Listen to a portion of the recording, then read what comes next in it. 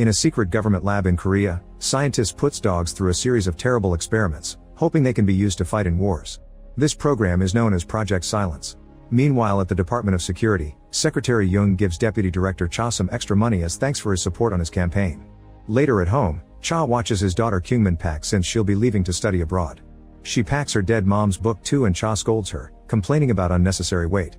Kyungmin gets upset and reminds him it's the last existing copy before rushing to her room. In the evening, Cha takes Kyungmin to the airport. They stop at the gas station and after filling the tank, Cha tries to pay with his card but Joe tells him the reader isn't working and asks for cash.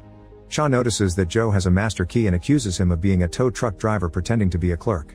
Joe plays innocent and Cha leaves without paying, saying he'll bring the cash to the owner later. At the airport, sisters Miran and Yora aren't allowed to fly because Yora forgot to renew her passport. However, Yora blames Miran because she's her manager, meaning she'll miss her golf tournament. At that moment they're approached by Sunak, who confuses Yora for her cousin. Her husband Byung-hak comes after her and Sunak is startled, so she tries to cross the street, almost getting hit by a car. The others quickly pull her back before she gets hurt. Byung-hak has to remind her he's her husband and the sisters realize Sunak is senile. Minutes later all these groups make it to the bridge outside the city, which is covered in heavy fog.